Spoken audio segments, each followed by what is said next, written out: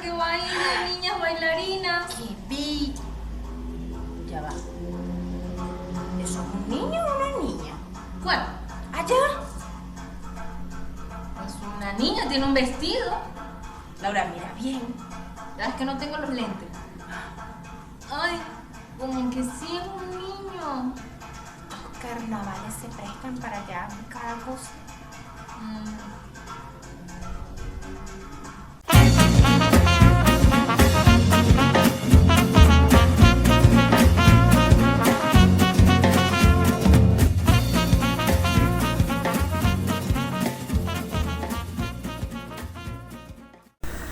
Hola, hola, ¿cómo están todos? Hola, saluditos. Bienvenidos a Ligeramente Hablando con Frida Kahlo, Laura Erquita en Carnaval.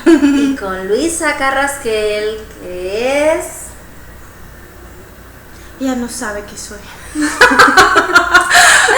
este es nuestro especial de Carnaval porque va a ser publicado específicamente el jueves de la semana de Carnaval y nosotros nos dejamos contagiar con el espíritu carnavalesco. Sí, realmente la idea es que ustedes también se hayan disfrazado y nos manden sus fotitos. Para nosotros hablar hoy. Bueno, vamos a felicitar a uno de los concursantes del programa Disfrázate y mándanos la foto a Miguel Ángel Figueredo por disfrazarse de ¡Morcilla! Mortadela. Bueno, él dijo algo así. Bueno, por ahí era la cosa, era un fiambre. Era un Una fiambre, cosa- estábamos confundidas, no sabíamos qué era, pero mortadela. Ok, mortadela. Buenísimo. Bueno, Laura, y tenemos un tema bien interesante con un tratamiento bien importante el día de hoy. El tema de hoy, Laura, es... ¿Cómo y cuándo hablar de sexualidad con los niños? Sí, tenemos que hablar de sexo con los niños y este tema puede parecer un poco tabú y hasta escandaloso con algunos padres o madres que piensan que es el colegio el que tiene que hacer la función de educar sexualmente a los niños. Y en lo que escuchan ese término de sexo, ¿qué se ponen esas manos en la cabeza? Exacto. Y sobre todo, bueno, cuando te llegan esas situaciones a nivel escolar de que el niño hizo tal cosa y tú, ¡ah! Mi hijo no ve eso en su casa, eso lo aprendería aquí en el colegio. Exacto, entonces de allí la importancia de que usted, adulto, llámese papá, tío, familiares o incluso adolescentes, puedan estar al tanto de cómo es la manera más saludable de tratar dicho tema. Laura, hay que educar sexualmente a los niños desde muy temprana edad, muy pequeñitos. Sí, de hecho la educación sexual comienza desde el momento de la concepción e incluso antes, porque en los ecos se ha comprobado que hay niños que comienzan a tocarse, a explorar sus partes genitales estando en la barriga de mamá. Bueno, primero vamos a tener que puntualizar los términos para que no te genere cierta confusión. ¿Sí? Educación sexual habla de todo este proceso. Los seres humanos somos seres sexuales. Vamos a estar claros. Nuestra especie es sexual y hablar de sexualidad es lo más normal. Sí, son términos que socialmente ha tenido mil y un tabúes, pero es importante aclarar que a la gente hay que aclarar que cuando usamos el término sexo nos estamos refiriendo a aquella identidad genética, biológica que tenemos todos los seres humanos, que se nos da en el proceso ese de la gestación, donde por genética podemos decir que yo soy mujer y hay hombres. Exacto, y es hombre. Y ese proceso de sexualidad no solo conlleva al desarrollo biológico, sino que cuando hablamos de sexualidad hablamos del conjunto de características o patrones culturales, porque cuando hablamos de esa cultura, pues hay situaciones muy específicas de cada país, pero lo que sí es cierto es que esa cultura le va a permitir a esa persona identificarse de acuerdo a su género y poseyendo ciertas características muy puntuales. Entonces puntualizamos lo que es. Tenemos que hablar de sexo, es la identidad biológica, ¿ok? Que somos, que viene dada por la genética. Tiene que ver sexo, hombre o mujer. ¿Sí? Está la identidad de género, que es la identidad sexual. Es decir, con qué género yo me identifico. Exacto. Géneros estamos hablando de femenino y masculino. Esto es un proceso educado, ¿sí? Socializado. Y es donde yo adquiero las características de que voy a ser femenino o masculino en base a la información que yo recibo a lo largo de mi infancia. Y está la orientación sexual, que ese es otro término que como padres tenemos que manejar.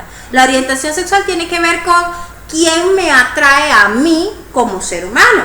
¿sí? Si me atrae alguien de un género contrario, que sería la heterosexualidad, o si me atrae alguien que es del mismo género, que sería la homosexualidad, o si me atraen ambos, que sería la bisexualidad.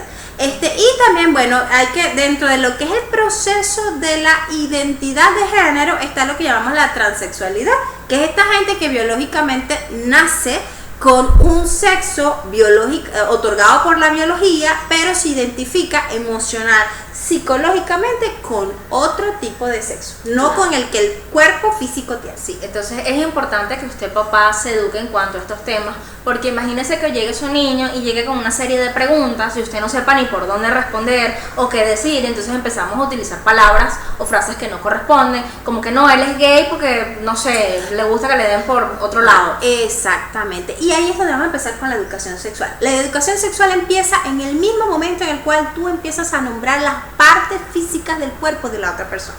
Cuando uno como mamá está bañando a ese bebé en esa tina tan rica y le está pasando la esponjita y uno empieza, esta es tu cabecita, estos son tus manitos, estos son tus piecitos, esta es tu vagina o este es tu pene, en ese momento estamos iniciando lo que es la educación sexual. Sí, y allí caemos en el hecho de usted cuando haga eso, por favor, llame las cosas por su nombre.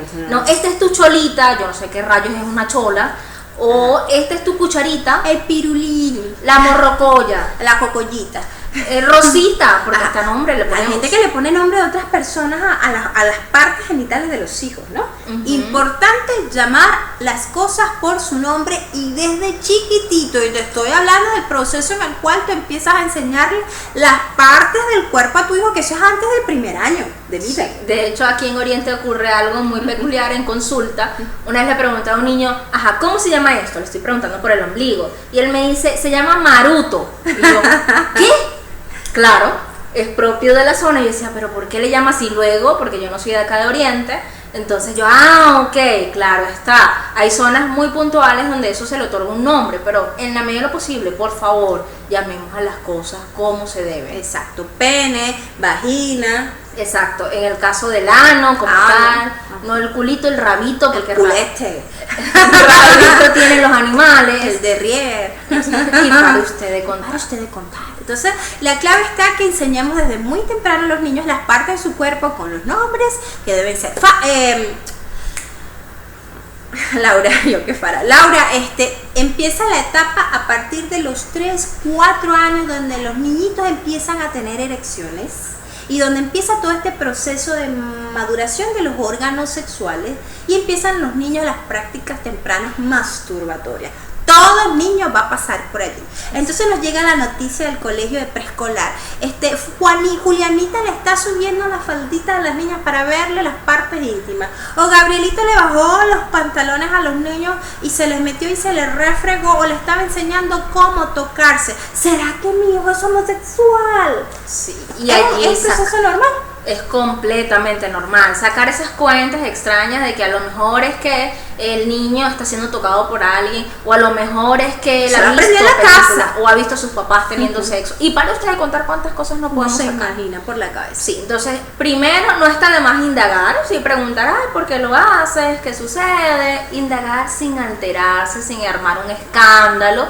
Sí. Mi familia no se ve eso. Exacto. Si usted ve que definitivamente la respuesta que le den no tiene nada que ver con eso, pues sencillamente está obedeciendo un proceso madurativo, él necesita explorar, él comienza a sentir, eso está ahí vivo, señores, está vivo. Y entonces empieza a mandar así unas onditas a nivel del sistema nervioso diciendo, esto es divertido. Se entonces, siente bien, da cosquillitas. Quiero explicarle a los padres y a las madres que nos están viendo en este programa que cuando los niños empiezan en la escuela a bajarle los pantaloncitos a los amiguitos, no es porque vayan a ser homosexuales, o las niñas le levantan la faldita a las amiguitas y empiezan a ver que hay allá abajo entre las piernitas. Es decir, que este niño ya descubrió su órgano sexual y ya descubrió de forma manipulatoria que esto era divertido, relaja y calma. Él no está pensando de 3 a 4 años que por allí después de eso viene un proceso donde más allá de la cópula o el coito o el acto sexual, él a ese momento lo que está diciendo es, aquí esto suena bien, me relaja y me hace sentir bien. Entonces, como es un juego en mi cuerpo, voy a ir yo a mostrarle a mis otros amiguitos y compañeritos ese jueguito, y lo hacen como juego. Sí, de hecho hay tanta inquietud en cuanto a este tema que muchas madres llegan a la consulta, mayormente por niñas. Es un tema bastante curioso porque por niños se está tocando y no pasa nada. Es el machicho. Claro que sí. Bravo. El pirulín para las novias. Igual que su papá. Exactamente. A él le gusta el pirulín para las chicas. Exacto. Cosa que debemos evitar también porque es una educación sexual distorsionada que yo le enseñe a mi hijo varón que el pirulín, en este caso el pene, es para las chichas o las chicas, ¿verdad? O para las muchachas, y que a la niña no, malo, que nadie te toque. Es para orinar y de broma. De broma, y te tocas allí, ay, Dios ni te va a querer, sucio, eso es una cochinada. Entonces, ¿qué sucede? Cuando llegan a la consulta, llegan es por la niña mayormente, y es la niña que está en la sillita y tú ves que se está moviendo porque se está estimulando, o porque sencillamente tú ves que se jorunga mucho, como dice uno coloquialmente, se toca mucho, se acaricia mucho. Y por supuesto a los papás eso le alarma. El primer temor que tiene un padre, por lo que la cultura general te educa, es que si los niños se masturban pueden volverse locos. A mí me ha llegado esa pregunta. Y tú sabes que todavía hay, sobre todo padres que tienen un acervo religioso muy marcado, te llegan a cosas y te dicen, pero es que Dios prohíbe la masturbación porque eso es un hábito inmundo y sucio. Entonces encuentro a mi hija de 3, 4 años masturbándose, tocándose sus partecitas porque está muy ansiosa, porque se lo descubrió, porque está en ese juego de placentero por maduración sexual. Y dice, es que se me va a volver loca la muchachita. Entonces el error de todo esto, primero, es cuando usted castra la situación, o sea, no lo hagas, es cochino, es malo, no, allí estamos errados. Yo toco la situación con mucha cautela y sencillamente le tengo que permitir a ella que se explore, pero enseñarle de una manera saludable cómo hacerlo, en un sitio privado, íntimo, donde nadie te vea, nadie más tiene que tocarte, únicamente te tocas tú. De hecho, esta oportunidad de contar a tus hijos, porque tanto los niños como las niñas se van a masturbar, es una práctica saludable, presente en el desarrollo sexual de los niños. Y lo que empieza en esa edad obviamente tiene una repercusión en la vida sexual del adulto, ¿no? Es importante durante esta etapa enseñarle a los niños lo que es el cuidado del cuerpo, la higiene del cuerpo y sobre todo el límite que debe tener los otros con respecto al uso del cuerpo. Y esto es una etapa temprana donde debemos enseñar que esta práctica que todo niño va a presentar, que todos pasamos por allí, es sana, es saludable, pero ninguna otra persona debe hacérsela. Exacto. Y estamos previniendo allí, trabajando a favor de la prevención del abuso sexual. Sí, entre otras tantas alteraciones que se puedan presentar, porque si vamos a hablar de cada una de ellas brevemente, lo primero es que cuando yo limito al niño y empiezo a decir que eso es malo, eso es inadecuado, podemos desarrollar un adulto con problemas de erección, con eyaculación precoz, con problemas en lo que es la percepción del sexo o de la sexualidad en general. O de su cuerpo, ¿sí? La aceptación de su cuerpo. Imagínate esa mamá que agarra y descubre al niño que se está masturbando. Ay, y le dice, sucio, si te haces eso se te va a caer. Bueno, instala un psiconeuroprograma a partir de los 4 años de que si se te lo tocan se te va a caer. Entonces vamos a tener un adulto que el día de mañana tenga problemas para mantener erección y para tener una vida sexual saludable. Entonces como padres y como madres tenemos que estar muy cuidadosos con la forma como manejamos el lenguaje a nivel de educación sexual. Esa es otra cosa, que uno empieza, ay, tienes noviecito, apenas tienen 4 o 5 años, ya le diste un beso en la boquita. Exacto, dale piquito. Entonces promovemos el hecho de que el niño empiece a tener conductas sexuales no propias de la edad temprana, sí, sin una adecuada educación. Y luego nos quejamos de muchas cosas que puedan ocurrir. Primero, cuando ya entren ciertas edades en donde ya no va a ser el piquito, sino va a ser otra cosa.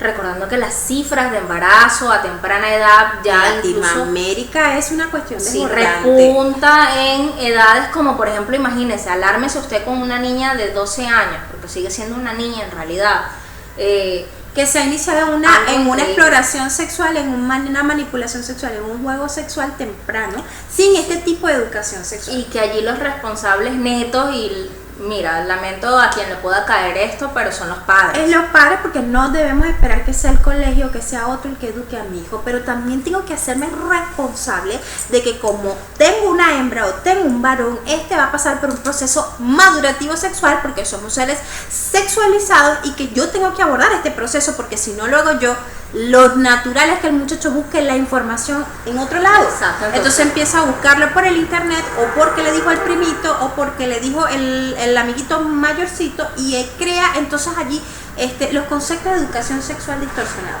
Ahí es donde viene la búsqueda de la pornografía desde muy chiquitito, que empiecen a burlarse y a reírse y a usar palabrotas sexuales, de alusivos sexuales, utilizar el lenguaje sexual temprano, precoz, sin la información adecuada. Y eso es lo que abunda, porque la información la va a tener, tenga en consideración eso, venga de usted o venga de la web o venga de un amigo, de quien sea, pero va a venir. Y es preferible que venga de usted, venga de una manera sana, saludable y no distorsionada como usualmente ocurre.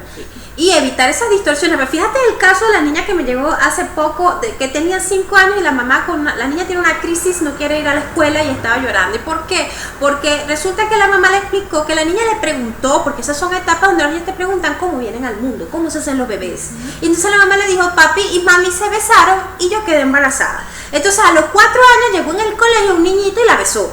Vuelvo y repito, todavía en esa etapa de maduración el niño quiere explorar qué es eso que se siente con los labios, vio a la mamá y al papá, le dio un beso. La niña llegó llorando porque ahora estaba embarazada y ella no quería ver a nadie porque eso para ella era un sufrimiento, que ahora estaba embarazada porque el niño la besó. Entonces fíjate, una educación sexual distorsionada, claro que puede crear y afectar la percepción de la sexualidad en los niños de una manera saludable. Exacto, entonces en ese sentido, usted cuando dé información, déle de una manera calmada, tranquila, si en el momento se altera porque la bruma, pues sencillamente usted se aparta, revisa, investiga, consulta y luego da la información, ¿sí? De manera concisa, objetiva, técnica y precisa. Es decir, usted no se explaya en esa explicación, porque a veces los niños, mientras más pequeños, usted más corta la información.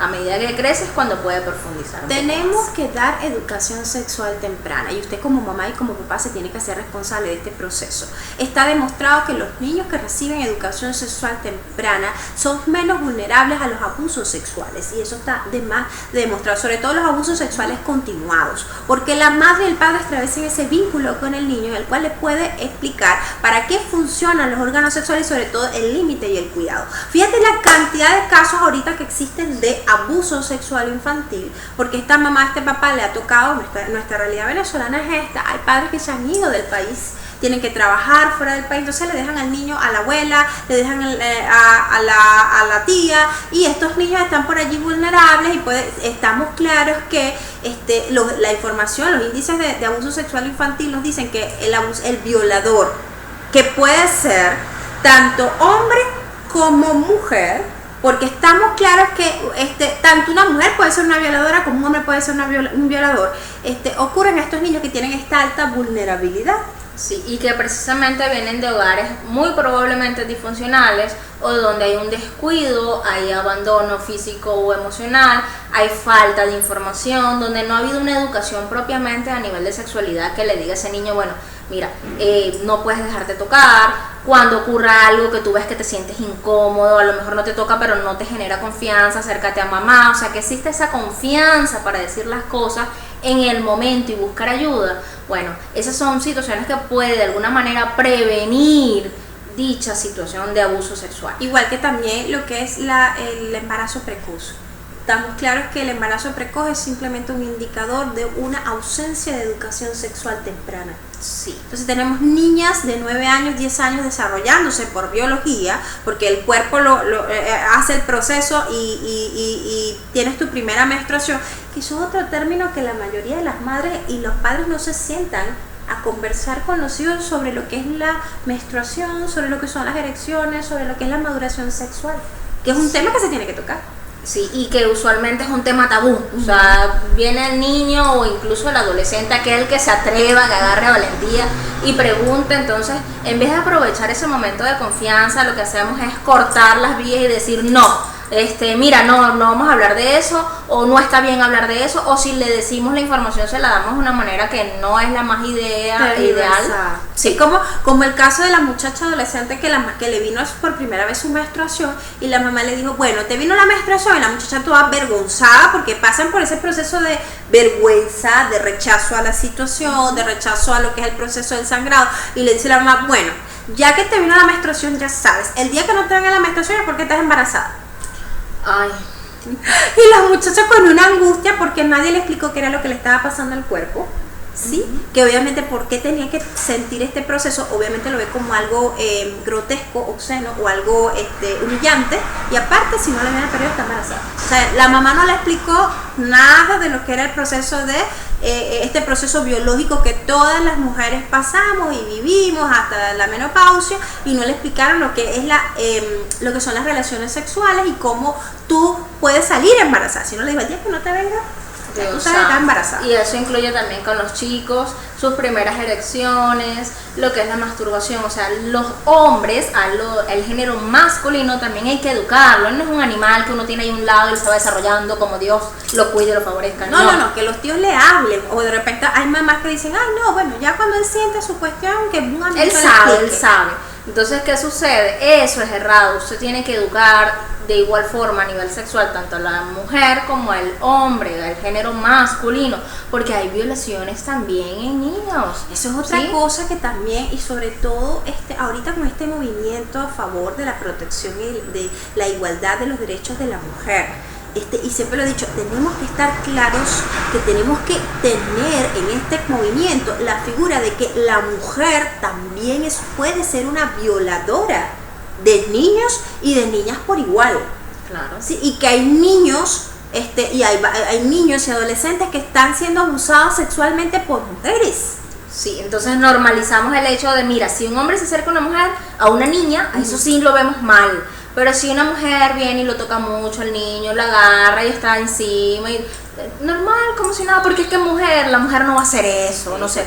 Hay que rescatar este concepto de que el violador puede ser tanto hombre como mujer, que obviamente lo podemos tener cerca de nuestro entorno inmediato, que todo niño y niña es vulnerable con la misma proporción, y que como padres debemos hacernos cargo de este proceso de educación sexual temprana para que los niños sepan cuáles son los límites con relación a su cuerpo, qué no deben permitir que otra persona haga con sus cuerpos, y sobre todo que si alguien violenta ese límite una vez que el niño lo pide, ese niño tenga la confianza de ir donde su mamá o donde su papá para poder explicar lo que ocurrió, para tomar medidas al respecto. Exacto. Entonces, fíjense que ya nos hemos pasado por varios aspectos y no hay que descuidar uno bien importante que se inicia a temprana edad, que son lo que tiene que ver con la caracterización del género.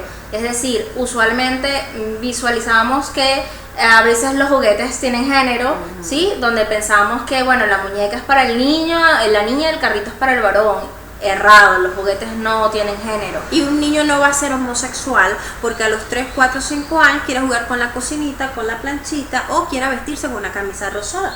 Exacto, porque hasta los colores también los ubicamos: rosa para niña, azul para niña. Entonces, así como nosotros como adultos podemos usar azul, y eso no significa que nosotros tengamos una orientación sexual diversa, tampoco un niño porque quiera de pequeño que se vista de un color quizás que podría tener una identidad. Hemos estado culturalmente identificándolo como femenino, el día de mañana serlo. Claro. Una persona que tenga una orientación sexual homosexual o bisexual o transexual exacto, que si usted tiene que orientar, por ejemplo, en el juego, tiene que ser un juego funcional que corresponda a su género. Estoy jugando con muñecas, estoy jugando con la casita, pero en el juego yo soy el papá cocina, papá ayuda en la casa. ¿Y es que acaso papá no te cuida, papá no te cuida? Papá te cuida, papá cocina. ¿Cuántos hombres no hay que son tremendos chefs? Sí, de hecho, por lo menos en mi familia la mayoría de los hombres saben cocinar, muchos no son y se van a morir de hambre.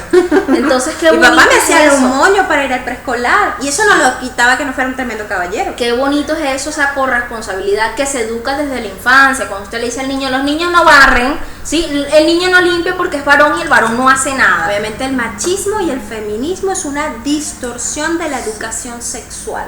Porque lo primero que tenemos que enseñar a las personas es obviamente pues que no existen funciones superditadas al género femenino o masculino, que tenemos que aprender a respetar al otro, así piense diferente o tenga práctica o inclinación a orientación sexual diferente, y que son términos diferentes, que no claro. Porque un niño le guste o pase por esa etapa del juego exploratorio donde se ponga unos tacones, porque lo que ves a mamá vistiéndose y está en esa fase de imitación, no ve a papá casi nunca, y lo que ves a mamá pintándose los labios, llega y después agarra la pintura y se pinte, no es que el niño ya tiene identidad de género homosexual, o él se identifica con el género femenino, no, está en una fase de imitación, y por ende yo como mamá tengo que hacer este proceso de educar, y también tengo que llamar a papá para que lo ayude a educar en lo que es la masculinidad, porque el niño simplemente pasa mucho tiempo conmigo. Exacto, sin escandalizarnos, simplemente allí sí hago la corrección y le digo, mira, los tacones son para las niñas, porque eso sí tiene género, evidentemente.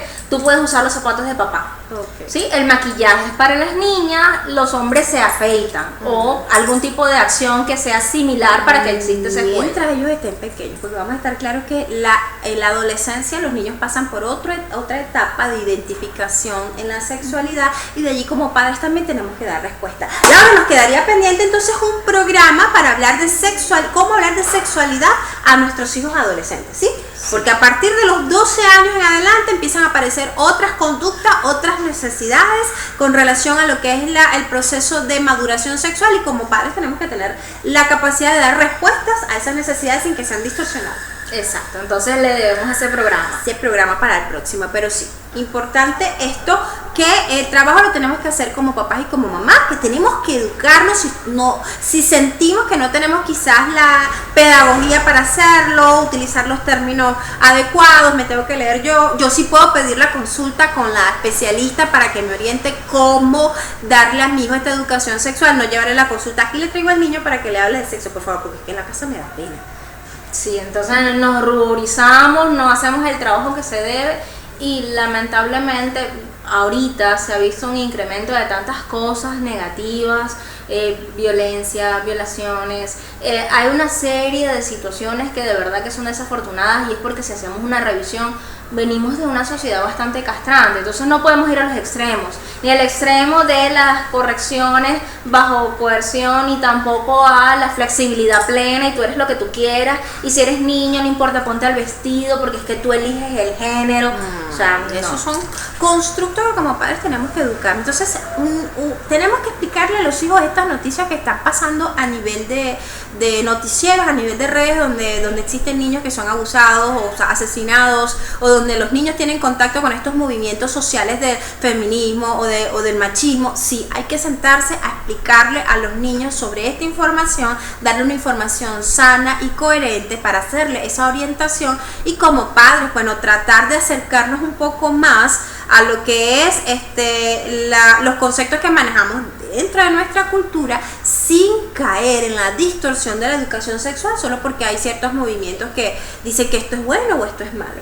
Exacto, entonces esperamos que le haya gustado el programa del día de hoy. Claro que sí, si te gustó este programa, danos un like, suscríbete a nuestro canal. Y por favor, déjanos tus comentarios, haznos saber si tienes alguna inquietud, que nosotros con gusto te vamos a responder. Y claro, si tienes una pregunta sobre este tema, también podemos hacer otros programas posteriores, aclarar un poco más sobre educación sexual. Bueno, y si quieres seguir apoyando este proyecto impulsado por Laura y por mi persona, de educación emocional a la sociedad, puedes también patrocinarnos por Patreon, el canal Ligeramente Hablando TV, donde puedes ayudarnos a contribuir muchísimo a llevar esta información a todo Latinoamérica, Hispanoamérica y todos los países hispanohablantes. Hasta el infinito y más allá. Y más allá, hasta que podamos. Bueno, muchas gracias por tu atención, y bueno, espero que sigan disfrutando este carnaval como Laura